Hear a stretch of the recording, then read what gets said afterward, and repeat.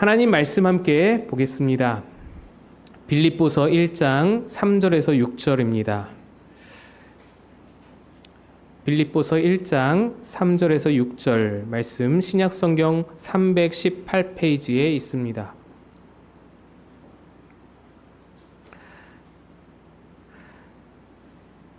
우리 함께 합독해서 읽도록 하겠습니다. 시작. 내가 너희를 생각할 때마다 나의 하나님께 감사하며 간구할 때마다 너희 무리를 위하여 기쁨으로 항상 간구함은 너희가 첫날부터 이제까지 복음을 위한 일에 참여하고 있기 때문이라. 너희 안에서 착한 일을 시작하신 이가 그리스도 예수의 날까지 우리 이루실 줄을 우리는 확신하노라. 아멘. 기도하겠습니다.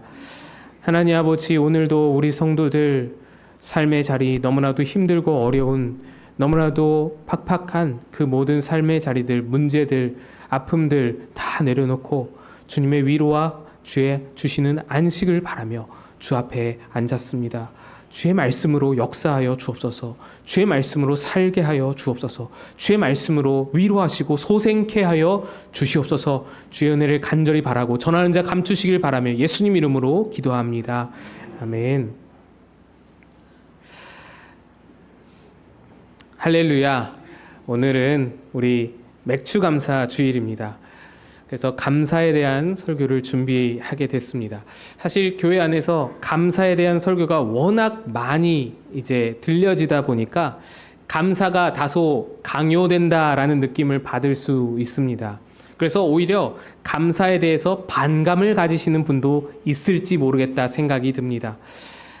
감사할 일이 있어야 감사하지, 감사할 일도 없는데 무조건 감사하래, 이런 경우도 있는 것 같습니다. 저도 어느 정도 일정 부분 거기에 동의를 합니다.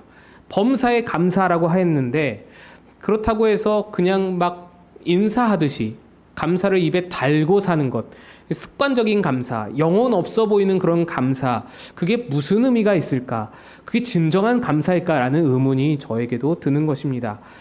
성경이 감사하라라고 말씀할 때의 감사는 그런 감사, 습관적이고 영혼 없고 그냥 입만 뻥끗거리는 감사를 말하는 게 아닙니다. 진짜 감사라는 것은 입술만 감사하는 것이 아니고 정말 마음 깊이 우러나는 감사여야 할 것입니다. 오늘 우리는 진짜 감사를 어떻게 할 수 있는 것인지, 우리 마음에 진짜 우러나오는 감사는 어떻게 할 수 있는 것이고 어떻게 해야 하는 것인지를 함께 나눠보고자 합니다. 말씀드렸듯이 오늘은 맥추감사주일인데요. 많은 분들이 이 맥추감사주일이 성경의 맥추절에서 왔다라고 생각하고 있습니다. 하지만 성경의 맥추절은 보리추수에 관한 감사의 절기가 아닙니다. 성경에 있는 3대 절기 중에 맥추절은 그 맥추절의 맥 글자는 대맥이 아니라 소맥을 뜻합니다. 대맥은 보리지만 소맥은 뭔가요? 뭐 이렇게 같이 따르는 거 말고요. 소맥은 밀을 말하죠. 밀. 성경의 맥추절은 밀추수에 감사하는 절기입니다. 그러니까 우리가 지키는 그 맥추절, 성경의 맥추절은 우리가 지키는 오순절 시기에 해당이 됩니다. 그런데 우리의 맥추감사주일은 뭘 감사하는 주일인가요? 보리추수에 감사하는 절기입니다. 성경에 보리추수에 감사하는 절기는 따로 있어요. 6월절을 지나 무교절 첫날 초실절이 보리추수를 수확하는 그 감사를 드리는 날입니다. 우리가 지키는 부활절이 그 유대인들의 초실절에 해당하는 시기입니다. 그러니까 성경의 맥추절과 우리의 맥추감사주일은 내용으로 보나 그 감사의 의미로 보나 또 시기로 보나 모든 것이 잘 맞지를 않는 것입니다. 그래서 실제로 많은 교회들이 요즘에 맥추감사주일을 없애는 분위기입니다. 그런 추세로 가고 있습니다. 그러면 맥추감사주일은 잘못된 것이냐? 우리도 지금부터 맥추감사주일 지키지 말아야 되는 것이냐? 그건 아니라고 생각합니다. 맥추감사주일은 우리나라 고유의 절기입니다. 전 세계 어느 교회를 가봐도 맥추감사주일을 지키는 교회는 없습니다. 그래서 맥추감사주의를 그 주일의 근거, 유래를 찾아보려면 성경보다는 우리 기독교 역사를 바라봐야 할 것이다. 저는 그렇게 생각을 합니다. 맥추감사주일은 우리나라의 굉장히 아픈 역사에서 유래가 되었습니다. 바로 보릿고개입니다. 우리나라 대부분 지역은 가을에 벼를 추수하고 보리를 심는 이모작을 할 수 있습니다. 그런데 5월, 6월쯤 되면 쌀은 이제 가을에 거둔 쌀은 떨어져 가는데 보리는 아직 거둘 수가 없는, 수확할 수가 없는 시기가 한두 달 정도 있는 것이죠. 그때 우리 조상들 어땠습니까? 너무너무 배가 고픈 시기. 먹을 것이 없어서 뭘 먹나요? 땅을 캐서 칡뿌리 캐서 먹고 풀뿌리 캐서 먹고 심지어는 소나무 껍질 벗겨서 삶아 먹고 진흙을 이렇게 이겨서 쪄서 먹고 그랬다는데, 여러분, 나무 껍질이나 흙은요, 의학적으로 볼 때 인간이 소화할 수 없는 성분들이 너무 많아가지고 심각한 변비를 유발한다는 것입니다. 심각한 변비. 우리가 지금 겪는 변비 정도가 아니라 돌덩이처럼 딱딱히 굳어진 변비를 일으킨다라는, 유발한다는 거예요. 그래서 보릿고개를 지나면서 우리 민족에 나온 말이 무엇입니까? 거기가 찢어지게 가난하다라는 말이 그 보릿고개에서 나온 말이지 않습니까? 거기가 찢어지게 가난하다. 이게 보릿고개입니다.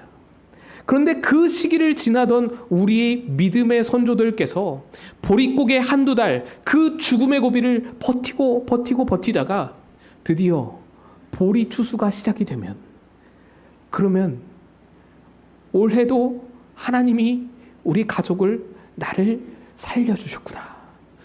그러면서 감사 고백하던 날, 그날이 바로 맥추감사주일이라는 것입니다.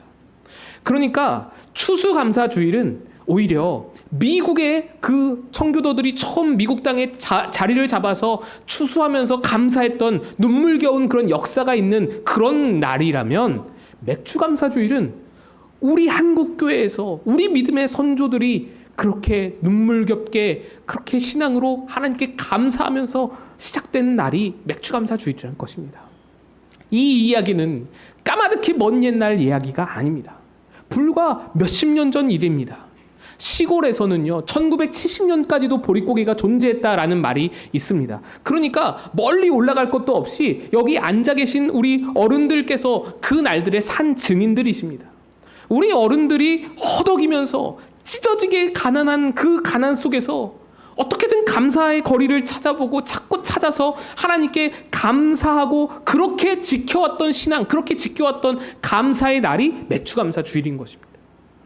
그래서 우리가 맥추감사주일을 지키는 것은 지나온 반년만 기억하고 감사하는 것뿐만이 아니라, 그것도 있지만 그뿐이 아니라 이 땅에 가난하던 때, 이 땅에 매우 절박하던 때를 생각하고 기억하며 그렇게 찢어지게 가난함에 허덕이던 이 민족을 이제 가난에서 벗어나게 해주셔서 세계적으로 유망한, 세계적으로 모두가 우러러보는 민족으로 삼아주신 그 은혜를 기억하며 감사라는 의미가 이 맥추감사주일에 담겨 있는 것입니다. 여러분, 보릿고개 뒤에, 보릿고개를 한두 달 지나고 나서 감사주일을 지킨다는 것 상상이 되십니까? 우리나라 맥추감사주일의 정신은 보릿고개에서도 감사를 찾아내는 정신이었습니다. 그 시절에는요, 감사를 한다라고 표현하기가 어렵습니다. 감사하는 게 아니에요. 감사를 찾는 거예요. 눈에 불을 켜고 감사를 찾는다는 표현이 더 정확합니다. 보릿고개를 지나며 찢어지는 가난 속에서도 쥐어짜내서라도 내 모든 생각과 과거의 기억과 모든 것을 다 쥐어짜내서라도 감사거리를 찾아내고야 마는 것이 바로 맥추감사주일의 정신이라는 것입니다. 쥐어짜낸다는 말이 무엇입니까? 찾아낸다, 눈에 불을 켜고 찾아낸다는 말이 무슨 말입니까? 바로 생각한다라는 말입니다. 골똘히 곰곰이 생각해본다라는 것입니다. 생각이 없는 감사는 대단히 가볍습니다. 생각 없이 발견된 감사, 눈에 뻔히 드러난 감사 있잖아요. 눈에 뻔히 보이는 감사, 그런 감사는 그 눈에 보이던 것들이 잠깐 사라지는 순간 어느새 원망으로 바뀔 감사입니다. 금방 사라져버릴 감사라는 겁니다. 그래서 아주 가벼운 감사입니다. 그러나 골똘히 곰곰이 생각해서 찾아내야 하는 그 감사는 절대로 어떤 환경과 어떤 상황에도 요동치 않을 감사입니다. 내 삶의 중심을 잡고 방향을 결정해 줄 수 있는 능력이 있는 감사가 되는 것입니다. 내 삶 전체를 그래서 감사와 은혜의 방향으로 우리의 방향을 틀어서 끌려가고 싶다라고 생각하신다면 생각하여 감사를 찾아내야 하는 것입니다. 생각하다라는 말은 영어로 think입니다. 감사하다라는 말은 영어로 thank입니다. 두 단어의 철자가 되게 비슷합니다. think, think는 i가 들어가고 thank는 thank입니다. 철자가 비슷한 데에는 이유가 있습니다. 이 두 단어는 그 어원의 뿌리를 찾아가 보면은, 거슬러 올라가 보면은 고대 영어를 거쳐 게르만어까지 거쳐가면서 두 단어의 뿌리가 한 단어로 모이는 것을 보게 됩니다. 어원이 같다라는 것이죠. 그래서 학자들은 이 thank라는 단어가 think라는 단어가 이어져 오다가 곁가지로 갈라진 것으로 보고 있습니다. 그도 그럴 것이 진정한 감사는 생각에서 나오는 거예요. 깊숙하고 골똘한 생각에서부터 감사는 출발하는 것이기 때문입니다. 옛날 가난했던 시절 보릿고개를 지나보았던 어른들은 오늘 우리가 누리는 풍요와 안락함을 감사하실 줄 압니다. 그쵸? 그래서 빌딩을 보면서, 발전한 교통문화를 보면서, 스마트폰을 보면서 감사할 줄 아는 마음이 있으시죠. 왜냐? 그때를 생각하실 수 있기 때문입니다. 풍족한 먹거리를 보면서 감사하실 수 있는 것은 그 가난을 겪어보고 그 가난을 떠올리고 생각할 수 있기 때문입니다. 그러나 젊은 세대는 그게 잘 안 되죠. 그러니 같은 상황을 두고서 어린 세대는 불평하고 어른 세대는 감사하는 이 아주 간극이 우리 가운데서 일어나게 되는 것입니다. 너무 고도의 그 빠른 속도로 고속의 성장을 이뤘기 때문에 이 간극이 존재하는 겁니다.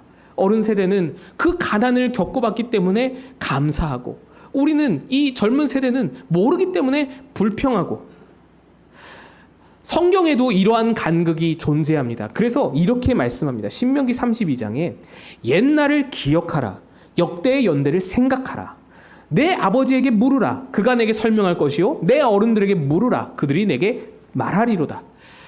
감사라는 것이 생각에서 비롯되는 것이기 때문에, 신앙이라는 것이 생각에서 비롯되는 것이기 때문에 그 옛날을 경험해보지 못해서 생각할 수 없다면 물어봐서라도, 설명을 들어서라도 생각해야 한다라는 것입니다. 생각이 얼마나 중요한지, 생각하는 것이 얼마나 귀하고 소중한지, 거기서부터 모든 것이 출발한다는 것을 하나님이 이렇게 말씀하시는 겁니다. 하나님은 생각하는 것을 굉장히 중요히 여기십니다. 구약의 이스라엘 백성들에게 절기들을 정해주실 때에도, 그때에도 하나님이 생각하는 것을 중요하게 여기시는 것을 볼 수 있습니다. 출애굽기 12장 14절을 보시면, 너희는 이 날을 기념하여 여호와의 절기를 삼아 영원한 규례로 대대로 지킬지니라. 이는 유월절을 제정하시는 말씀인데, 하나님은 이날, 그 날을 일컬어서 기념하라라고 말씀하십니다. 기념이라는 이유는, 하라고 말씀하시는 이유는 하나님의 하신 일을 되새겨서 감사와 믿음을 끌어낸다라는 것입니다. 그런데 여기서 기념이라는 말은 히브리어로 지카론입니다. 이 원어에, 이 출애굽기 12장에 적혀 있는 원어 단어는 지카론인데, 그 지카론이라는 단어는 뜻이 생각나게 하는 것입니다. 생각나게 하는 것. 그 말을 기념이라고 옮겼는데, 우리 성경에서 이 기념이란 말이 정말 이 지카론이라는 단어를 기가 막히게 옮겼다고 저는 생각합니다. 너무 뜻을 잘 담아서 번역한 것입니다. 기념이라는 단어는 한자어로 기억할 기에 생각할 염을 씁니다. 여기서 염자를 잘 보시면 이제 금자에 마음심자를 같이 쓰고 있습니다. 이게 뭘 뜻하냐면, 과거의 일을 지금 내 마음에 가져다가 놓는 것, 그것이 생각할 염이라는 것이에요. 그리고 그것이 바로 기념이라는 뜻입니다. 그날의 일들을 지금 내 마음으로 가져와서 찬찬히 기억해내고 골똘히 찾아보고 한번 들춰보고 계속 그렇게 해서 거기서부터 감사를 끄집어내고 믿음을 끄집어내고자 그런 목적을 가지고 하나님은 절기를 기념하라. 마음으로 가지고 와서 지금 마음에 두고 그것을 찾아봐라. 생각해봐라. 되짚어봐라. 들춰봐라. 라고 하는 것입니다. 그러니까 진짜로 감사하라면 여러분의 감사가 가벼운 감사, 바람에 흩날리는 감사가 되지 않게 하시려면 생각하셔야 하는 겁니다. 깊이 생각하셔야 하는 겁니다. 감사는 대단한 힘을 가지고 있습니다. 감사하면 유익하다, 유익이 많다라는 설교 여러분 정말 많이 들어보셨을 겁니다. 성경적으로 뿐만이 아니고요. 신학적으로만 그 감사가 유익하다고 말하는 게 아니고요. 요즘에는 뇌과학자들이나 의사들도 앞다퉈서 이 유튜브를 통하여서 감사의 영향력이 대단히 크다, 몸에 미치는 긍정적 영향이 굉장히 크다라고 목소리를 높입니다. 감사하면 엔돌핀이나 세로토닌, 다이독신 등의 이른바 행복 호르몬이라는 그 호르몬들이 막 분비가 되어서 사람을 건강하고 행복하게 해주고 아주 그 몸을 활성화를 잘 시켜주는데, 반대로 원망하고 불평하면 코티솔이라는 호르몬과 아드레날린이라는 호르몬이 우리 몸에 분비가 되기 시작해서 긴장과 스트레스 호르몬이 그렇게 분비가 되어서 심박수가 증가하고 혈압과 혈당이 증가하며 호흡이 가빠진다라고 말을 합니다. 이 여러분에게도 워낙 잘 알려진 그런 정보들이라서 제가 더 언급할 필요는 없을 것 같습니다. 그런데 이렇게 유익하고 소중하고 능력 있고 영향력 있는 감사를 우리가 단지 생각만으로 찾아낼 수 있다는 것이 얼마나 고마운 일인지 모릅니다. 감사는요, 누군가의 자극으로 인해서 반응하는 것이 아닙니다. 외부에 어떤 힘이 가해져야만 솟구치는 그런 것이 아닙니다. 그냥 내 생각만 바꾸면, 그냥 깊이 생각만 할 수 있다면 내 안에서 만들어지는 것, 내 안에서 용솟음 칠 수 있는 것이 감사라는 것입니다. 오늘 본문에서도 바울은 감사할 수 없는 환경에서 외부의 어떤 힘이 주어져서가 아니라, 외부의 어떤 강력한 능력이 주어져서가 아니라 스스로 생각해내서 생각한 끝에 감사를 발견하게 되는 것을 보게 됩니다. 3절을 보시면 내가 너희를 생각할 때마다 나의 하나님께 감사하며. 여러분, 이 빌립보서는요, 무슨 서신이라고 말합니까? 옥중서신이라고 말합니다. 바울은 지금 갇혀있는 영어의 몸으로 감사를 말하고 있습니다. 갇혀있는 신세라고 한다면 감사는 잘 어울리지 않죠. 감사보다는 걱정, 우려, 불안, 답답, 원망, 불평, 억울, 이런 말들이 더 어울리는 그런 감옥살이 신세입니다. 그러나 바울은 자신의 상황과 전혀 어울리지 않게 감사를 말하고 있는 것입니다. 그리고 그 감사는 빌립보 교회를 생각하면서 그 생각에서부터 출발했다고 고백하고 있습니다. 내가 너희를 생각할 때마다 감사한다. 여기서 쓰인 생각이라는 단어는 헬라어로 문에이아인데, 아까 말씀드렸던 히브리어 지카론이라는 기념이라는 뜻의 그 지카론과 1대1로 대응할 수 있는 그런 단어입니다. 구약 성경의 최초의 헬라어 번역판인 70인역에서도 히브리어 지카론을 문에이아로 번역했습니다.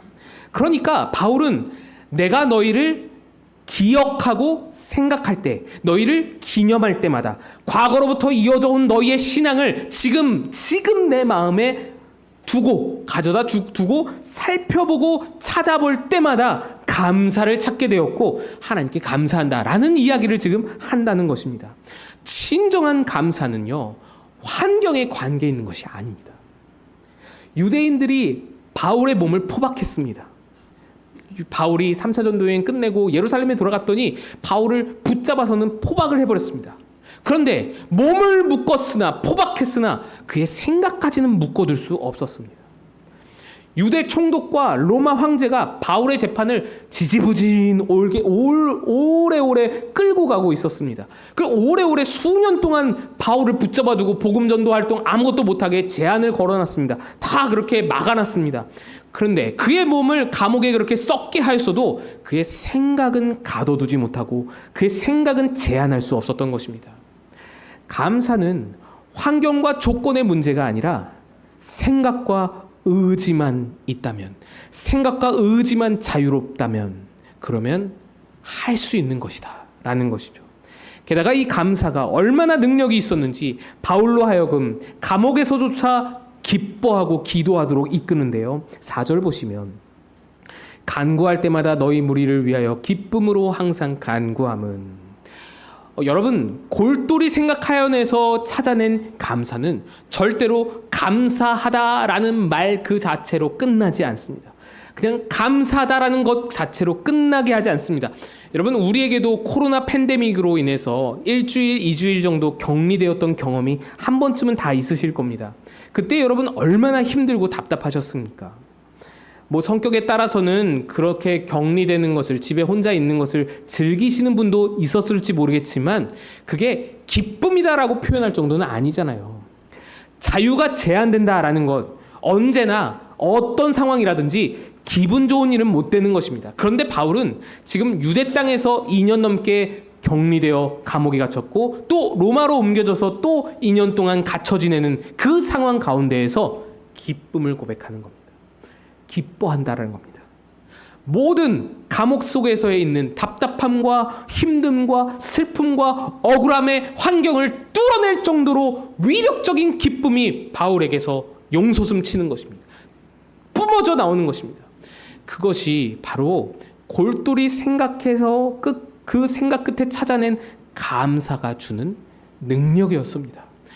그러면 바울에게 이렇게 선한 영향력을 미치고 능력을 주었던 감사, 그 감사의 제목은 과연 무엇이었을까요? 뭐 때문에 감사할까요? 바울이 생각 끝에 무엇을 찾아냈기에 이렇게 감사할 수 있는 것일까요?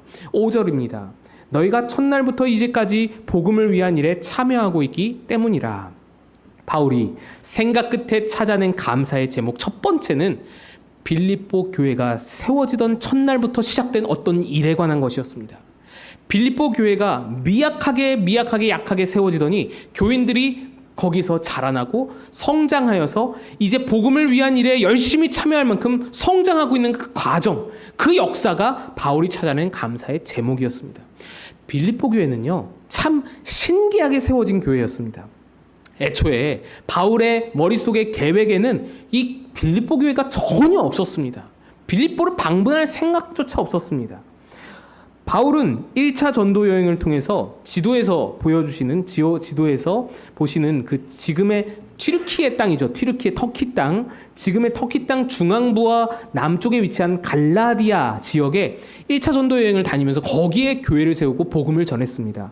그리고 1차 전도 여행을 마치고 나서 2차 전도 여행을 시작한 바울은 그 1차 때 세웠던 갈라디아 교회들을 쭉 둘러보고 북쪽으로 나아가서 비두니아 쪽에 복음을 전하려고, 거기에 교회를 세우려고 이 북쪽으로 위로 비두니아로 올라가려고 애썼습니다.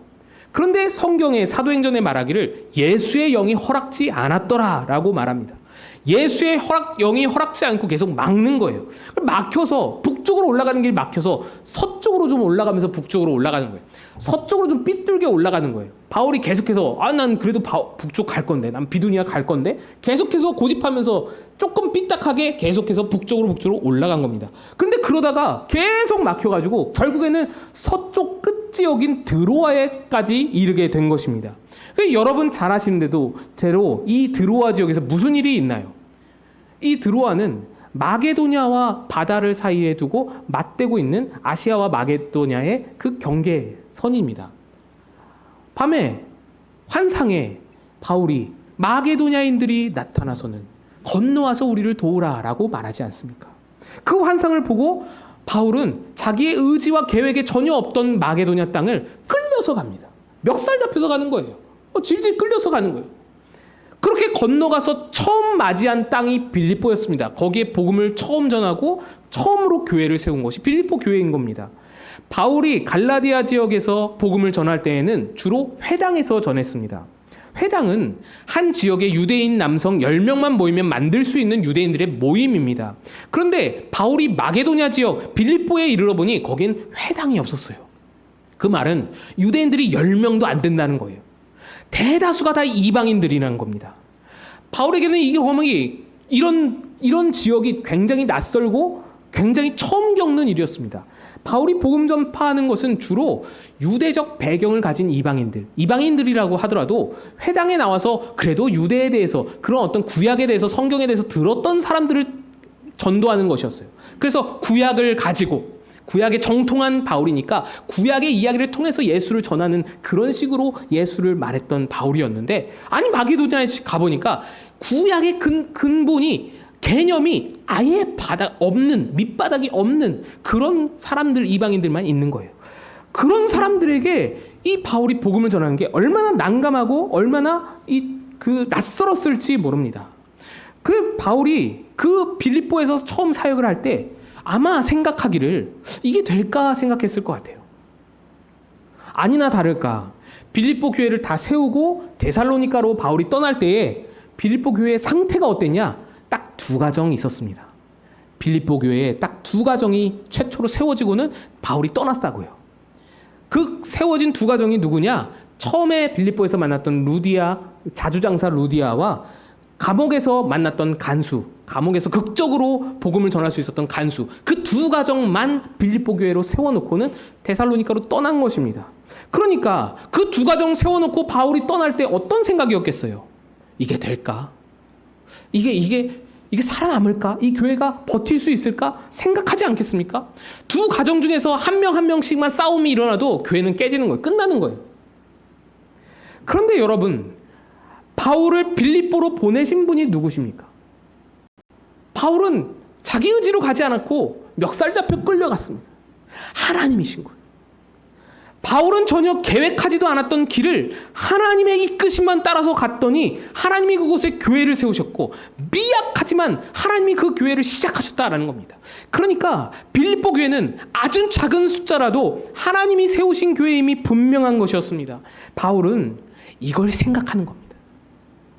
자신의 계획에도 없었고 당시에는 너무 낯설어서 이게 될까 싶었던 교회가 이제 이만큼 자라난 거예요. 그걸 보는 거예요. 바울을 위해서 후원하는 교회가 되었습니다. 빌립보 교회가. 어려움 당한 예루살렘 교회, 그 기근으로 인해서 어려움 당한 예루살렘 교회에 연보금을 바치는 그런 교회가 되었습니다. 빌립보 교회가요. 지금 빌립보서를 쓰는 당시에는 그런 큰 교회가 되어버린 거예요. 그래서 그거를 보는 거예요. 바울이 이 일을 생각하는 것입니다. 바울은 하나님이 빌립보 교회에 하신 일을 생각한다는 겁니다. 하나님께서 빌립보 교회를 시작하사 지금까지 행하신 그 일을 골똘히 생각하면서 그 일들 속에서 감사를 발견하는 것입니다. 이뿐이 아닙니다. 바울이 생각 끝에 찾아낸 두 번째 감사 제목은 6절에도 나와 있습니다. 너희 안에서 착한 일을 시작하신 이가 그리스도 예수의 날까지 이루실 줄을 우리는 확신하노라. 바울이 발견한 두 번째 감사 제목은 착한 일을 시작하신, 빌립보 교회의 착한 일을 시작하신 하나님이 이제 끝내실 때까지 붙들고 가시겠다라는 그 확신이었습니다. 그러니까 하나님이 시작하신 빌립보 교회를 통해서 앞으로 하실 일을 바울은 생각한 것입니다. 내다본 것입니다. 바라보며 기대한 것입니다. 그래서 거기서 감사를 찾은 것입니다. 하나님이 우리에게 생각하라고 말씀하시는 이유가 여기에 있습니다. 하나님은 우리에게도 착한 일을 시작하셨습니다. 여러분에게도 착한 일을 시작하신 하나님이십니다. 여러분 안에 착한 일 하나뿐만이 아니라 수많은 일들을 여러분 안에, 여러분의 인생 안에, 여러분의 삶 속에서 이미 이루신 하나님이십니다. 그런데 우리는 생각이 없어서 너무 많은 것들을 놓치고 산다는 것입니다. 우리는 생각하지 못해서 너무 많은 것들을, 은혜를, 하나님의 열심과 하나님의 일하심을 놓치고 산다는 것입니다. 여러분의 삶 속에도 하나님은 착한 일을 시작하셨습니다. 그 말은 우리의 삶 가운데도 우리가 미처 발견하지 못하고 지나친 하나님의 일들과 또 앞으로 행하실 하나님의 놀라우신 하나님께서 예고하신 일들이 우리가 너무나 많은 순간, 많은 그 일들 속에서 다른 일들에 묻혀서, 다른 생각에 묻혀서 그것들을 생각하지 못하고 넘겨버린다는 것입니다. 그런 넘기는 모든 하나님의 은혜와 감사가 무수히 많다는 것입니다. 우리가 이 무수한 은혜들을 왜 감사하지 못하고 놓치고 살아갑니까? 두 가지 잘못된 자세가 크게 있습니다. 첫째는 생각이 필요가 없는 눈에 보이는 감사거리만 찾기 때문입니다. 우리는 감사할 게 없어. 감사할 게 있어야 감사하지 라고 쉽게 말할 수 없습니다. 가정에서, 교회에서, 직장에서 나는 감사할 게 없어 함부로 말할 수 없다는 것입니다. 그런 말을 하는 것은 생각을 안 했기 때문입니다. 생각해보지 않았기 때문에. 여러분, 생각해보셔야 합니다. 조금만 생각해보셔도 절대로 그런 말 함부로 입에 담을 수가 없습니다. 또 다른 잘못된 자세가 하나 더 있는데요. 그냥 뭉뚱그려서 아유, 다 하나님 은혜야. 그래, 다 하나님 은혜야. 별 생각 없이 그냥 대충 다 감사하다고 퉁쳐버리는 것. 그 자세. 여러분, 우리의 감사는 이렇게 넘어갈 그런 일이 아닙니다. 가볍게 넘길 일이 아니라는 것입니다. 그건 진짜 감사가 아닙니다. 그런 감사는 입으로는 감사해도 마음과 영혼에는 아무런 영향도 없는, 아무런 능력도 없는 가벼운 감사인 겁니다. 바람 한번 휙 불면 눈에 보였던 그 감사거리 몇 가지만 흩날려 버려도 금방 원망으로 바뀔 그런 마음이라는 겁니다. 그래서 생각을 하셔야 합니다. 깊이 하나님이 내게 무슨 일을 하셨는지 찾아볼 수 있어야 합니다. 찬양의 가사에도 있잖아요. 우리 잘 아는 찬양이죠. 받은 복을 세어보아라. 크신 복을 내가 알리라. 우리 같이 한번 찬양 해볼까요? 디키 권사님, 디키 한번 눌러주세요. 시작. 받은 복을 세어보아라. 크신 복을 내가 알리라. 받은 복을 세어보아라. 주의 크신 복을 내가 알리라. 여러분, 세어본다라는 것이 무엇입니까? 생각해보라는 것입니다.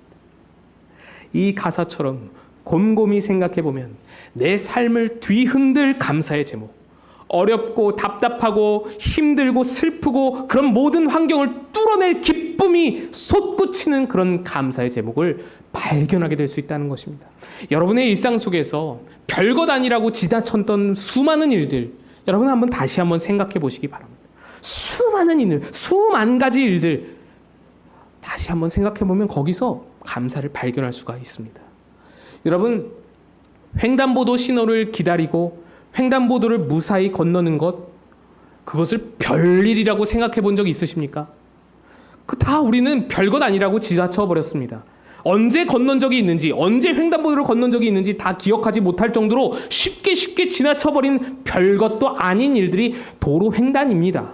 그러나 지난 월요일 우리는 횡단보도를 무사히 기다렸다가 무사히 건넌다는 것이 절대로 별것이 아닌 일이 아니라는 것을 보게 되지 않았습니까?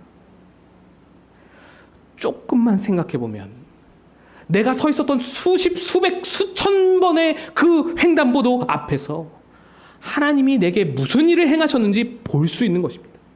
하나님의 손길이 뭘 하고 계셨는지 보게 되는 것입니다. 또 내 삶에서 지워버리고 싶은 일들, 부정적인 경험들, 불행한 그런 일들이라고 그렇게 생각해서 그래서 완전히 다 지워버리고 싶고 잊어버리고 싶고 저 마음속 깊숙이 넣어버린 그런 과거의 일들도 여러분 다시 한번 꺼내서 곰곰이 생각해 보시면 사실 감사한 일이었다고 깨닫게 될 수 있습니다. 왜냐하면 우리 하나님은 여러분의 불행을 도구로 사용하셔서도, 여러분의 불행과 아픔과 슬픔과 눈물 나는 그 일들을 사용하셔서도 여러분 삶 가운데 역사를 일으키시고 일하시는 하나님이시기 때문에, 착한 일을 시작하시는 하나님이시기 때문에 불행 속에서도 감사는 발견될 수 있는 것입니다. 당연하다고 생각했던 일들, 당연한 한 끼 식사, 당연한 예배, 당연한 교회, 당연한 가족, 당연한 일상들 속에서 여러분 한번 그 모든 일들을 곰곰이 다시 생각해 보시면 절대 그것이 당연하지 않았음을 깨닫게 되는 것이고, 아무 일도 없는 여러분의 평범한 일상들도 다시 한번 생각해 보시면 그 일상들이 사실은 대단한 기적이었음을 깨닫게 되는 것입니다. 오늘 여러분들의 지나온 날들, 여러분들의 일상, 여러분들의 겪은 불행과 실패들까지도 다시 한번 곰곰이 생각해 보시기 바랍니다. 그 안에서 감사를 찾아내고 감사의 능력을 경험하시는 여러분 다 되시기를 주님의 이름으로 간절히 축복드립니다. 같이 일어나서 찬양하겠습니다.